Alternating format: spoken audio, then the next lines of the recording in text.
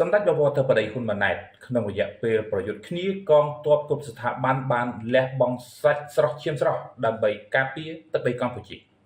សម្ដេចបវរធិបតីហ៊ុនម៉ាណែតបានលើកឡើងថាម៉ោងនេះគ្មានភាពចាំបាច់ណានិយាយរឿងបាត់បង់ឬទ័ពខ្មែរអន់បែបនេះបែបនោះឡើយសង្គ្រាមគ្មានចំណេញទាំងថៃនិងកម្ពុជាសម្ដេចបវរធិបតីហ៊ុនម៉ាណែតបានថ្លែងបែបនេះក្នុងការអញ្ជើញចូលរួមសម្ពោធដាក់ឲ្យប្រើប្រាស់ជាផ្លូវការនៅអាកាសយានដ្ឋានអន្តរជាតិតេជោកាលពីថ្ងៃទី20ខែតុលាឆ្នាំ2025កន្លងទៅសម្ដេចនាយករដ្ឋមន្ត្រីបានគូបញ្ជាក់យ៉ាងដូចនេះថាការបញ្ជាឲ្យទ័ពដកថយក្រោយពេលបត់ឈប់បាញ់អត់មានទេហើយខ្ញុំសូមឲ្យបងប្អូនប្រជាពលរដ្ឋមួយចំនួនដែលសួរថាបត់ឈប់បាញ់បាត់នរណាខ្លះការពារនរណាខ្លះមេទ័ពណាស្លាប់មេតបតារូចំនួនមិនទាន់ចប់នោះទេបញ្ហាវានៅលក្ខការនៅឡើយទេណាបងប្អូនសម្ដេចនាយករដ្ឋមន្ត្រីក៏បានបន្ថែមទៀតថាប៉ុន្តែសូមកុំសួររឿងកន្លែងណាបាត់កន្លែងណាបានសូមឲ្យបងប្អូនជឿទុកចិត្តតែមួយគត់ក្នុងរយៈពេលប្រយុទ្ធគ្នារហូតមកទល់ពេលនេះកងទ័ពកម្ពុជាយើងទាំងថ្នាក់បញ្ជាការសមរភូមិយុទ្ធជនម្នាក់បានខិតខំលះបង់អាយុជីវិតសាច់ស្រស់ឈាមស្រស់ដើម្បីការពារទឹកដីរបស់យើងទាំងអស់គ្នាជាមួយគ្នានោះដែរសម្ដេចបវរធិបតីបានបន្តថាម៉ោងនេះមិនត្រូវបែកបាក់គ្នានិងមិនទុកចិត្តគ្នាតាមរយៈការចោទថាទីតាំងនោះគេយកទីតាំងនេះគេយកនិងអ្នកនេះស្លាប់ឬអ្នកនោះស្លាប់នោះទេសូមស្នើឲ្យបងប្អូនរួមមូលមតិគ្នាមិនថានរណាជានរណាគឺត្រូវទទួលស្គាល់ការលះបង់សាច់ស្រស់ឈាមស្រស់របស់បងប្អូនវីរៈកងទ័ពយើងក្នុងការការពារទឹកដីទាំងមេទ័ពនិងយុទ្ធជន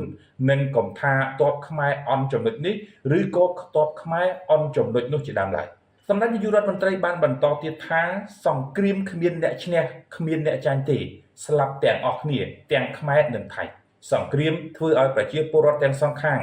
ភ្នែកនៅលើកញ្ចឹងកខ្លាយជាជនភៀសខ្លួនខ្ទេចផ្ទះសម្បែងអ្នកខ្លះស្រឡប់ទៅវិញមែនប៉ុន្តែគាត់នៅមិនសុខទេថ្ងៃណាទៀតគេប្រកាសអាសន្នឲ្យជំនឿទៀតវាអត់មានចំណេញទេ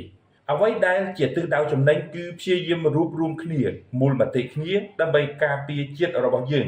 រកការដោះស្រាយចំនួនបញ្ចប់ដើម្បីស្ថានភាពនៅធម្មតាដើម្បីអាចធ្វើការងារដើម្បីបន្តវិធីដើម្បីចរចាតាមព្រំដែនបន្តទៀតនេះគឺជាការលើកឡើងដែលប្រមុខរដ្ឋាភិបាលកម្ពុជាបានប្រកាន់ភ្ជាប់និងបន្តធ្វើវាជារៀងរហូតមកសម្ដេចនាយករដ្ឋមន្ត្រីហ៊ុនម៉ាណែតក៏បានស្នើសុំឲ្យពលរដ្ឋបន្ត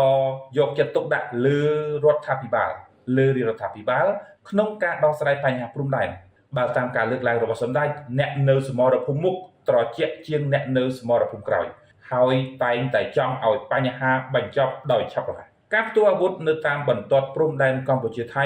ដែលបើកការវាយប្រហារមកលើកម្ពុជាមុនដោយភាគីថៃបង្កឲ្យមានការផ្ទុះអាវុធអស់រយៈពេល5ថ្ងៃ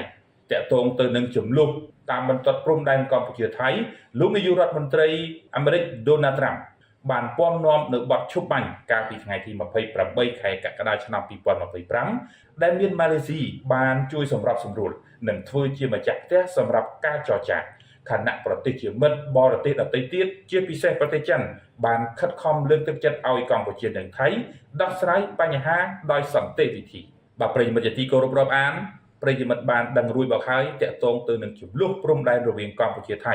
យើងឃើញថាទាំងជួរមុខនិងជួរក្រោយគឺយើងបន្តសហការមូលមតិគ្នាចូលរួមដើម្បីការពារទឹកដីមាតុភូមិរបស់យើងឲ្យបានគង់វង្ស